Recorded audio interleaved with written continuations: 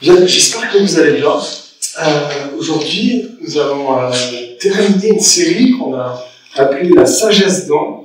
Donc, avec l'Église comme à la maison, on aborde souvent des thématiques, des séries thématiques. Et on va aborder aujourd'hui le sujet encore de la sagesse, c'est la dernière. Et on a vu jusqu'à présent pas mal de thèmes assez pratiques, assez proches de notre quotidien. On a vu comment développer la sagesse dans notre couple, comment développer la sagesse dans mon célibat, aussi dans la gestion de l'argent, comment développer la sagesse dans l'éducation, mon influence, mon planning. C'était super intéressant. Je ne sais pas si vous avez aimé cette série, aussi dans les groupes home. Ouais, c'était bien. Trop bien. Et du coup, aujourd'hui, on termine avec une thématique qui, je pense, va vous parler. Et puis, c'est une valeur qui est chère à l'Église comme à la maison. On dit souvent qu'on aime vivre l'Église par les relations. Et donc, on va voir un passage dans la Bible qui nous parle de relations. Et on va essayer de développer notre sagesse dans nos relations, dans nos amitiés. Et je ne sais pas si vous êtes connu pour quelqu'un qui est un bon ami. Est-ce que vous êtes un bon ami? Vous savez, voilà, dans l'échelle des bons amis, vous êtes comment? Pas top. C'est pas facile d'être un ami. Et justement, voilà, déjà, on est d'accord, l'ami, c'est pas forcément quelqu'un qui a un bon ami, c'est pas quelqu'un qui a beaucoup d'amis sur Facebook, qui est aussi populaire. Voilà, qui a plein de gens qui viennent à son anniversaire, par exemple. Ça veut pas forcément dire que c'est un bon ami. Les gens populaires, parce qu'ils sont comme ça, mais la question n'est pas de se rendre absolument est-ce que j'ai de l'influence, est-ce que les gens m'apprécient, mais est-ce que je suis un bon ami envers eux? Et c'est ça qu'on va essayer de voir. Et j'aimerais introduire par une chanson. Alors je vais pas pouvoir la faire diffuser là, mais c'est une chanson de Big Flo et Oli qui parle de l'amitié. Et elle est intéressante cette chanson parce que donc c'est deux rappeurs, Big Flo et Oli, qui sont avec Jean Dujardin, un acteur français autrement connu comme Bryce de Nice. La grosse ref. Et donc du coup, c'est intéressant cette chanson. Big Flo et Oli disent un vrai ami, c'est quelqu'un qui est prêt à quitter la plus belle femme de la terre pour son ami. Il va lui dire, voilà, c'est quelqu'un qui va lui laisser le choix du nom de son futur gosse, partir 6 mois, apprendre le chinois en Écosse, gagner au loto et lui donner chaque centime. Voilà, Big Flo et Oli, ils disent, un ami, c'est quelqu'un qui donne énormément.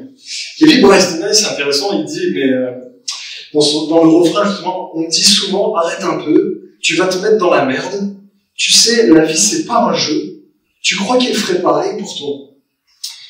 Et c'est intéressant, donc Bryce de Nice est plutôt sceptique sur l'idée d'être un ami qui donne, il dit, non, mais tu vas te faire rouler. Tu donnes, et après, on profite de toi. Donc, il y a vraiment un débat intéressant dans cette chanson, parce qu'on peut se demander, ok, est-ce qu'un ami, c'est donner à l'infini, être quelqu'un qui fait tout, et peut-être pas forcément avec un retour. Et peut-être on peut se poser la question, est-ce que pour être un bon ami, il faut être un pigeon? Voilà, quelqu'un qui se fait avoir. Bon.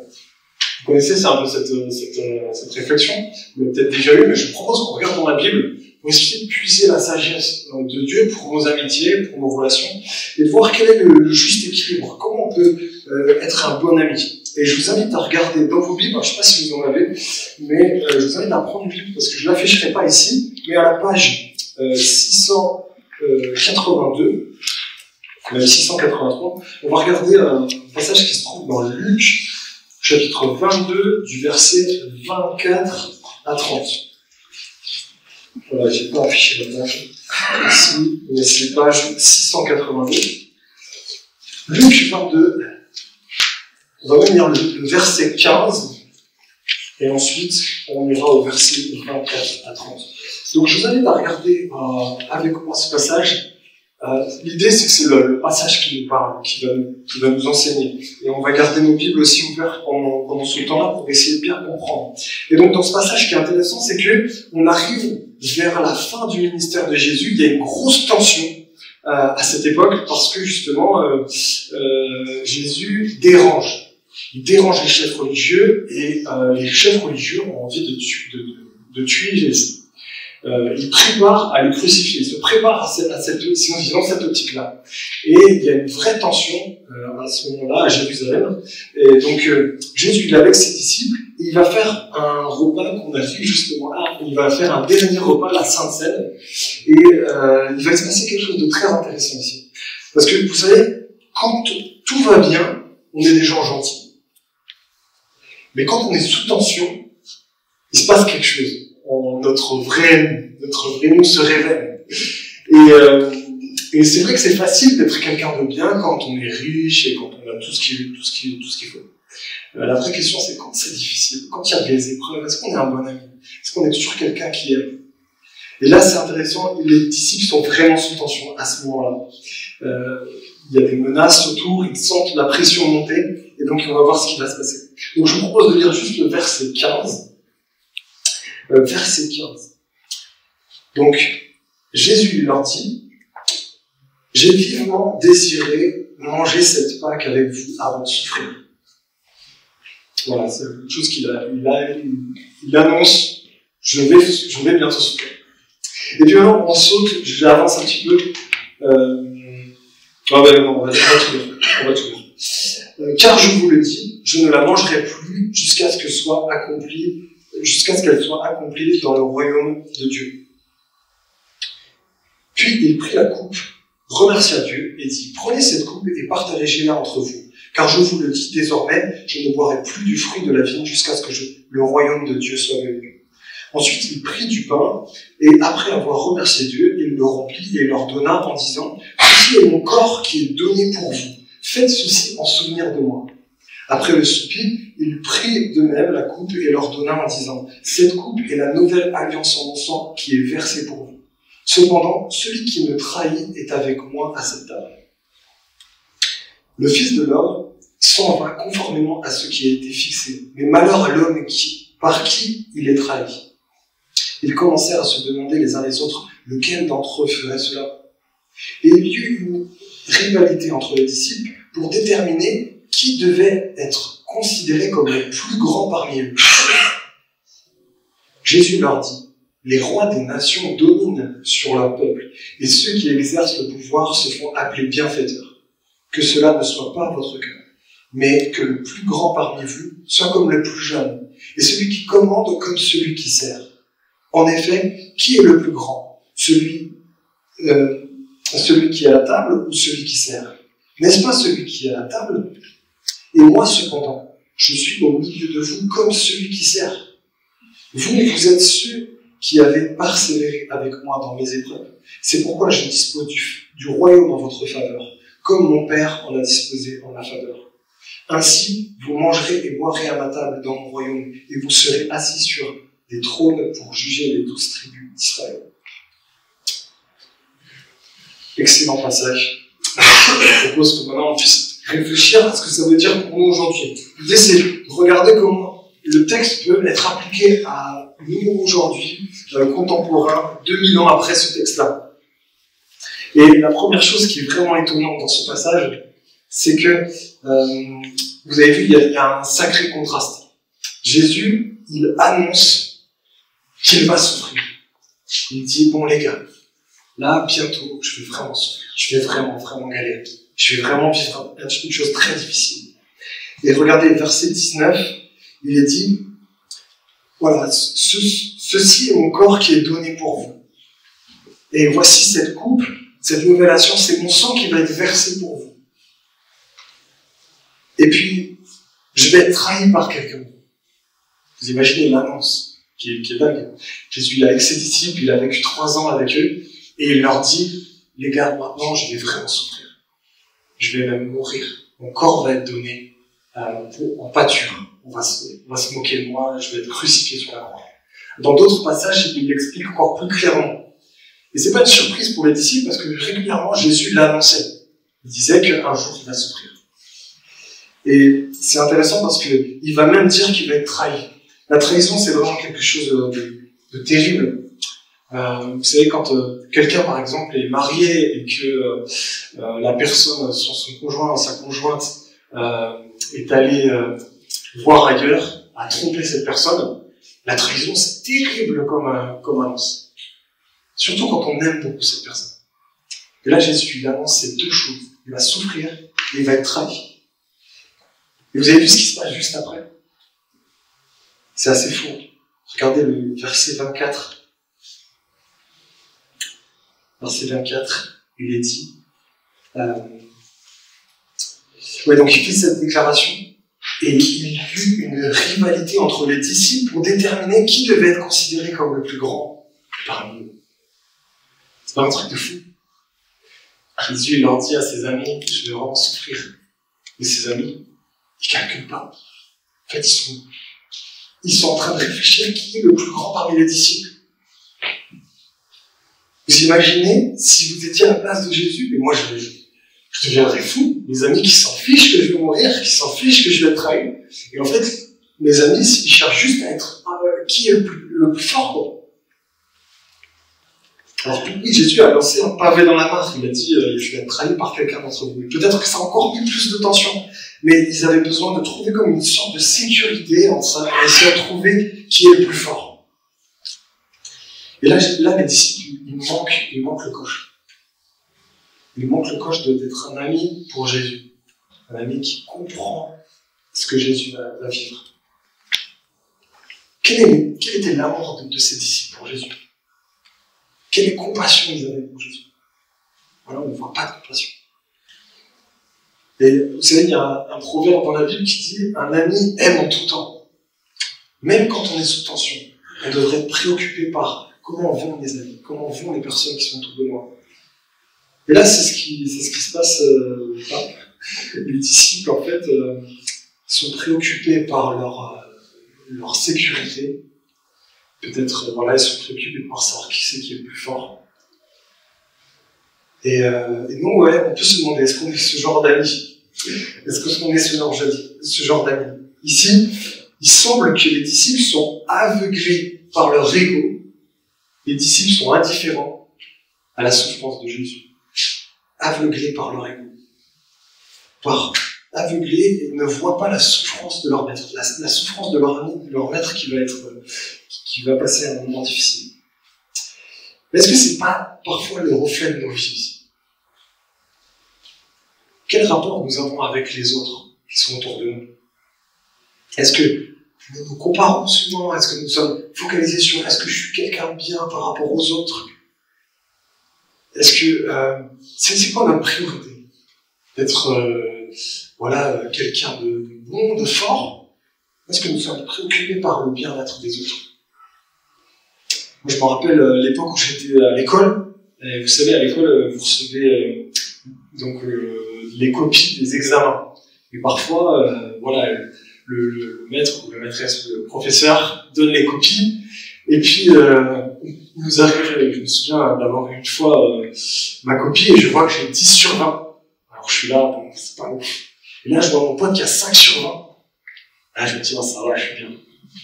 Aucune compassion pour celui qui a 5 sur 20. Vous voyez, mais du coup, je me dis, ça va, je suis bien. Je suis préoccupé bien trop souvent par juste moi où j'en suis. Et c'est un peu ce qui se passe. Même des fois dans nos vies, on voit... des fois, c'est simplement, on voit des personnes galérer à la caisse du magasin parce qu'ils ont un petit enfant en bas âge qui fait une colère. Puis on se dit, j'ai la galère. Mais heureusement, mon fils, il se tient bien. Parfois, on est là, on se compare les uns les autres, puis on se dit, moi, ça va. Par rapport aux autres, je suis bien. Mais qu'en est-il de la compassion qu'on a de ceux qui galèrent? Combien de fois, plutôt, on regarde à notre niveau par rapport aux autres, où j'en suis, moi, plutôt que voir là où les gens sont en souffrance, là où les gens sont en besoin. Et en fait, on est dans une société qui met beaucoup en avant les réussites des autres. Parfois, on passe énormément de temps sur les réseaux, en rêvant la vie des autres. On rêve encore d'avoir mieux, encore d'être plus fort. Mais on perd des fois l'essentiel, en fait. Et j'avais cette image que je voulais vous montrer, qui est parfois une image qui est très éloignée de nous. Hein. J'ai rarement vécu ça. Vous savez, les moments où en fait on est préoccupé par notre épanouissement personnel, c'est bien qu'on oublie presque les gens autour de nous. Et des fois, dans la famille, on peut être comme ça sur nos téléphones. Comme dans notre bulle, à penser à nous, mais à oublier à ce qui est autour. Est-ce que nous sommes ce genre de personnes? Jésus, ici, dans ce passage, sans nous interpeller. C'est intéressant parce qu'il ne critique pas tellement ici. Il va pas... Il fait juste un petit enseignement à ce moment-là. Et on peut lire... juste avant, il dit encore un autre truc, il dit « quelqu'un va me trahir ». Et ouais, c'est intéressant parce que ici, voilà, il y a quelque chose qui met en insécurité les disciples, peut-être, à ce moment-là. Ils essaient de savoir lequel des 12 va le traduire. Nous, on sait c'est Judas. Et en fait, il y a une question qui est intéressante ici, c'est qu'est-ce qui a provoqué cette discussion pour savoir qui est le plus fort? Est-ce que c'est pas finalement cette insécurité de savoir si moi je suis un assez bon ami? Et au fond, il y a très souvent un manque dans notre cœur qui fait qu'on se compare. Parce que très souvent, en fait, on fait notre sécurité dans le regard des autres. C'est peut-être sans doute ce qui se passe avec les disciples. Ils veulent trouver une sécurité, ils sont en tension, ils veulent trouver une sécurité. Et on peut se poser la question, qu'est-ce qui nous donne cette sécurité? Ici, ce qui est intéressant, c'est que Jésus veut donner une sécurité aux personnes, aux croyants. Il veut leur dire qu'il a la capacité de nous aimer, de nous remplir d'un amour incroyable. Et c'est ce qu'il va faire ici. Et il va dire, en gros, moi, je vais me donner pour vous. Je vais me donner pour vous. Vous savez, quand on est aimé de quelqu'un de manière très très forte, on se sent en sécurité. Je sais, quand mes enfants, quand je leur dis que je les aime, il se passe un truc. Ils sont rassurés. Il peut y avoir des galères, la voiture qui est en panne. S'ils savent que je suis là et que je les aime, ils se sentent en sécurité. Mais là, les disciples ne comprennent pas ce que Jésus fait. Jésus leur dit, je vais donner mon corps pour vous. En gros, je vais vous sauver. Je vous aime. Mais eux sont omnibulés par leur propre quête de performance, leur propre quête de puissance. Ils loupent cette sécurité que Jésus donne. Vous savez, j'aime trop ce passage dans Colossiens qui dit « Vous avez tout pleinement en lui, qui est le chef de toute domination et de toute autorité. » Quand vous comprenez vraiment que Dieu qui a créé tout l'univers, eh bien, en fait, il vous aime de manière inconditionnelle. Il y a une dimension qui est incroyable. Ça dépasse toutes les joies que vous pouvez trouver. Et ce texte nous montre que parfois, nous, on ne le réalise pas. Plutôt que d'y croire et de recevoir cette sécurité de l'amour de Dieu, nous faisons parfois comme les disciples. Nous voulons nous débrouiller tout seuls, par nous-mêmes. Chercher notre sécurité par notre propre force, dans diverses choses, dans l'argent, dans la réussite, peut-être dans le regard des autres, dans la famille. Et nous cherchons à réussir, peut-être des fois mieux que les autres. Est-ce que ça marche vraiment?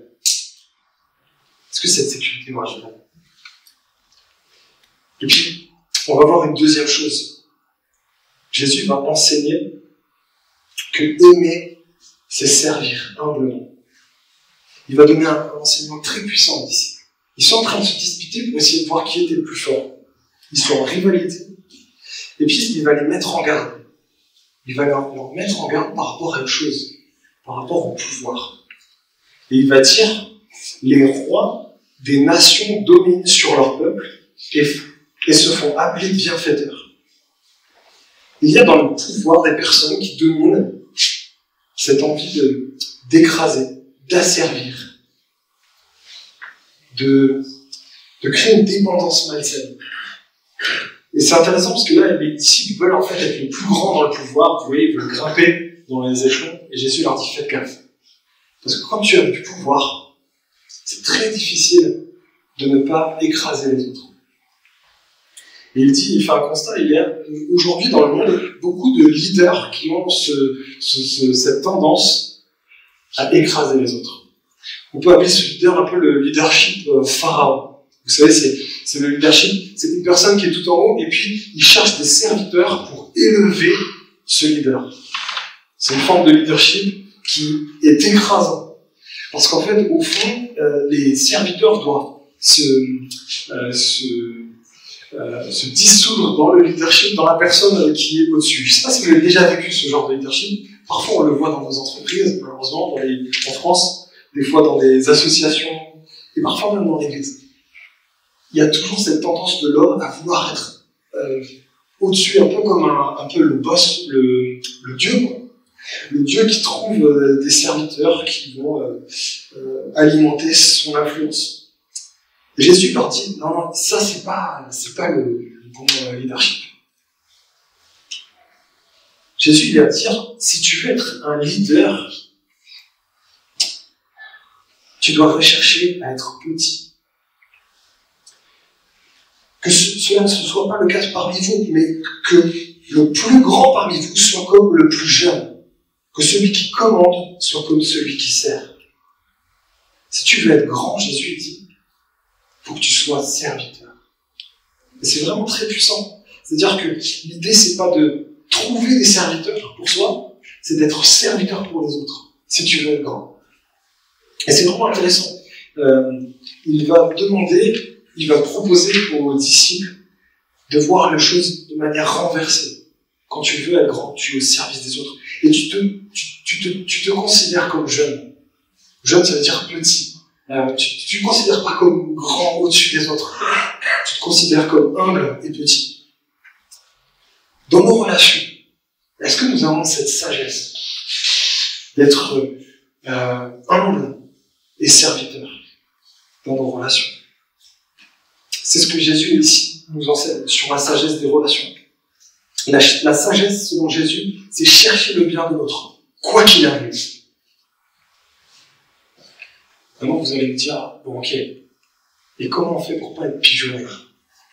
Parce que peut-être, il y a toujours cette crainte de se dire, mais moi, je sers les autres, mais je vais me sécher, je vais être vidé ensuite, si je fais que donner. Est-ce que c'est possible de vivre ça comme ça? Et en fait, on va regarder la suite du passage, qui va nous aider, je crois vraiment, à répondre à cette question. Parce que c'est vrai qu'on risque d'être pigeonné. Mais il y a une solution que Dieu propose.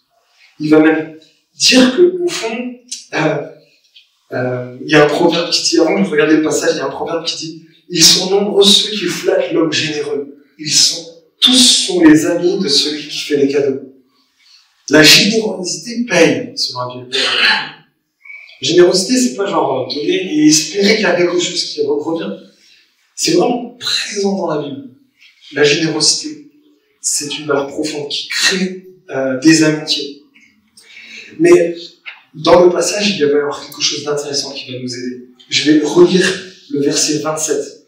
Il est écrit, en effet, qui est le plus grand, celui qui sert à la table, celui qui est à la table ou celui qui sert? N'est-ce pas celui qui est à la table? Et moi, cependant, je suis au milieu de vous, comme celui qui sert. Vous êtes ceux qui avez persévéré avec moi dans mes épreuves. C'est pourquoi je dispose du royaume en votre faveur, comme mon Père en a disposé en ma faveur. Ainsi, vous mangerez et boirez à ma table dans mon royaume, et vous serez assis sur des trônes pour juger les 12 tribus d'Israël. Ici, il y a quelque chose de très fort que Jésus enseigne. Il dit, entre autres, que l'amour inconditionnel pour l'autre est impossible, sauf pour Dieu. Et j'aimerais vous montrer pourquoi il dit ça. Jésus, en fait, il annonce une chose essentielle. Il dit, voilà, nous sommes faillibles et ne vous inquiétez pas. Je sais que c'est dur d'aimer son prochain, mais laisse-moi te servir d'abord. C'est ça qui est très très fort dans ce message. Il dit, mais moi, je vais te servir. Regarde-moi. Moi, je suis pas à la table en train d'attendre d'être servi. Je suis en train de vous servir. Jésus explique à ses disciples qu'il est en train de tout préparer pour servir les disciples. Et il dit, oui, vous devriez aimer votre prochain de manière inconditionnelle. Mais attendez, je vais vous aider. Je vais d'abord vous servir. Je vais d'abord mourir sur la croix pour vous donner le plein pardon avec Dieu. Cette relation qui est au fond. Vous redonner de la force dans votre cœur. Et je vais vous donner des forces que vous ne pouvez pas imaginer. Vous allez trouver une sécurité que vous ne trouvez nulle part ailleurs. Cette sécurité, ça s'appelle le royaume de Dieu. Vous pourrez rentrer dans ce royaume, et je vous y invite.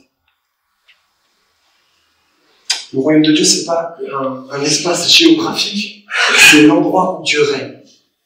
Et donc, ce qui est intéressant, c'est que Jésus dit, pour que vous puissiez goûter ce royaume, il faut que vous veniez dans le royaume. Pour que vous puissiez goûter à cette sécurité, il faut que vous puissiez croire en moi qui vous amène dans ce royaume. La société souvent nous dit, aime-toi d'abord et ensuite aime les autres. Ici, Jésus nous dit, laisse-toi aimer par moi. Et ensuite, je t'aide pour aimer les autres. Est-ce que nous nous laissons aimer par Dieu? Alors peut-être que vous dites, ok, mais comment faire pour se laisser aimer par Dieu? Eh bien, ce texte nous aide. Si on regarde bien ce texte, il nous dit, en effet, je vais le dire, je ne l'ai pas affiché, mais en effet, qui est à la table? Qui est le plus grand, celui qui est à la table, celui qui est à la table ou celui qui sert? N'est-ce pas moi qui est à la table? Non, pardon. N'est-ce pas celui qui est à la table? Oula, je suis en train de m'embrouiller, je suis désolé. Jésus dit qu'il va nous servir. Et il dit, regarde-moi, j'ai créé l'univers, je sais que tu es pécheur, et je viens sur cette terre pour payer tes péchés. Et voilà, en mourant sur cette croix, en fait, si tu crois que c'est vraiment réel, eh bien, tu recevras le pardon, tu recevras cet amour. Et il dit, voilà, en fait, il vient dans notre grâce, en fait. Il vient nous sauver dans notre grâce. Et c'est peut-être, vous pensez que c'est peut-être un peu fou, mais le fait de croire en ça, en fait, c'est la manière de recevoir. C'est pas faire des bonnes actions qui va faire que vous allez recevoir l'amour de Dieu, mais c'est de croire simplement que ça, c'est pour vous. Alors ma question, c'est est-ce que vous le croyez? Est-ce que vous croyez que ce sacrifice que Jésus a fait sur la croix, il est pour vous? Moi, personnellement. Et est-ce que je veux suivre Jésus? Est-ce que je veux que Jésus soit mon roi, mon sauveur, mais aussi mon Seigneur? Si tu te crois pécheur, tu te crois pas digne de cette main tendue vers Jésus, ça n'a aucun sens. Parce que Jésus ici, il dit qu'il a la main tendue vers celui qui est pécheur. C'est vraiment super beau. Et du coup, il nous dit, voilà, l'amour inconditionnel, c'est très difficile. Mais moi, je peux t'aider. Je peux venir dans ta vie, je peux t'aider à le faire. Je peux t'aider à être un bon ami. Est-ce que tu as découvert cet amour de Dieu? Est-ce qu'il t'aide? Jésus il finit par dire, je dispose du royaume en votre faveur. Comme mon Père en a disposé en ma faveur. Si tu décides de suivre Jésus, si tu prends Jésus comme ton roi, tu disposes du royaume de Dieu. C'est ce royaume qui va t'aider à être un ami généreux. Et il y a des ressources incroyables dans le royaume de Dieu.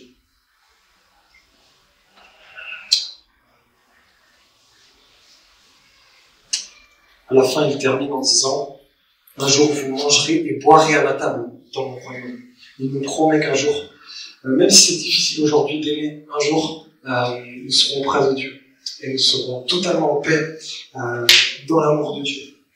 Ça, c'est vraiment un cadeau de ce passage. Je crois que vraiment on peut tellement être reconnaissant de ce que Jésus a fait. Au fond, on a vu dans ce passage que pour que Dieu transforme notre cœur afin d'aimer et servir humblement notre prochain, nous devons croire et suivre Jésus comme notre maître. Alors peut-être que tu n'es pas croyant, mais que en regardant ce texte, tu reconnais bien que ton cœur il a du mal à aimer. Il a du mal à aimer Dieu, mais aussi aimer ton prochain de manière généreuse, abondante. Peut-être que tu es fatigué et tu te rends compte que c'est difficile d'aimer dans ce monde brisé. Peut-être qu'il y a des relations avec des personnes où c'est difficile pour toi d'aimer, difficile de pardonner, difficile de poursuivre cet amour généreux. Peut-être que tu n'as plus foi en l'avenir et que ton cœur est sec et dur et que tu sens qu'il manque quelque chose, qu'il manque un amour généreux. Peut-être que tu es chrétien, que tu as perdu le zèle de servir, que tu as perdu l'envie d'aimer ton prochain et de le servir. Peut-être que tu ne sais pas comment faire, tout simplement. Et que tu as besoin d'aide. Ici, le texte nous encourage à reconnaître notre péché d'abord, reconnaître notre manque d'amour, peut-être notre indifférence par rapport à Jésus, notre manque de... Comme les disciples, on est préoccupé par des petits problèmes et puis on oublie que Jésus est mort sur la croix. Il a fait un truc de fou pour nous. Peut-être que tu as perdu la vision de Jésus parce que tu es auto-centré. Jésus nous invite ici juste à venir humblement vers Dieu en disant « Dieu, j'ai besoin de ton aide ». J'aimerais vous inviter juste à prier, peut-être.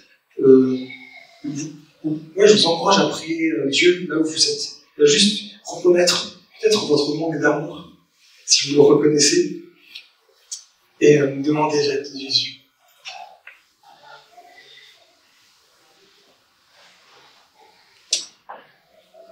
Et je vous invite, une fois que vous avez fait ça, à reconnaître votre péché. Je vous invite à simplement remercier Jésus pour la croix, pour ce qu'il a fait. Et dire simplement à Dieu, merci pour ton sacrifice. Merci parce que ton sacrifice a payé pour mes péchés. J'aimerais vous donner l'occasion, si vous n'êtes pas chrétien, de faire une prière. Si vous avez le désir de suivre Jésus.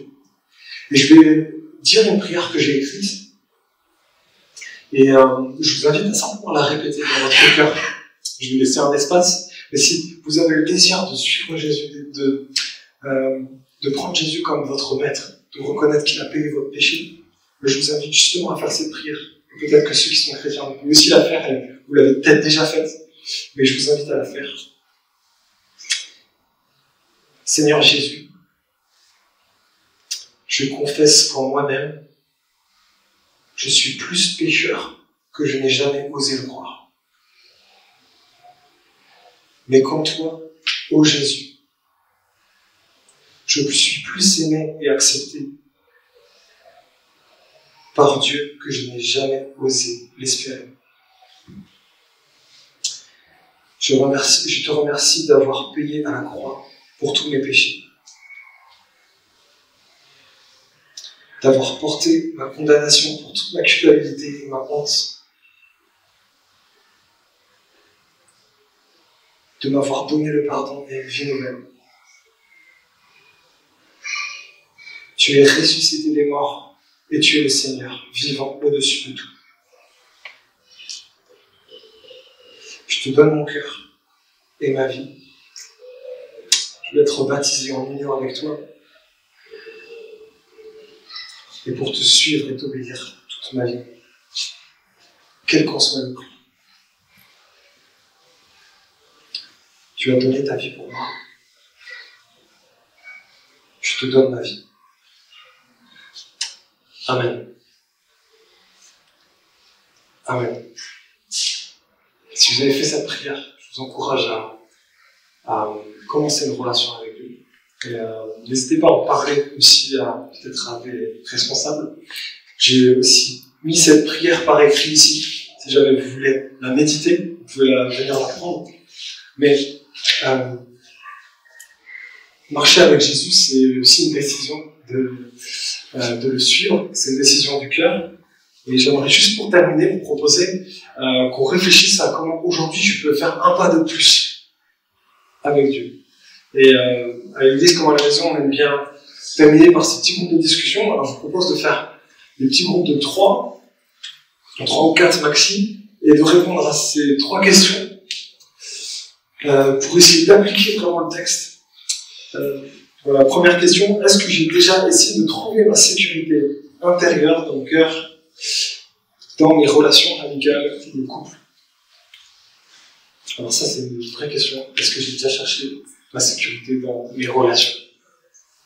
On a vu dans ce passage que parfois ça pouvait faire défaut de trouver sa sécurité dans nos performances, mais aussi dans nos relations. Qu'est-ce que cela a produit? Si tu es chrétien, qu'est-ce que cela a produit de mettre ta sécurité en Jésus?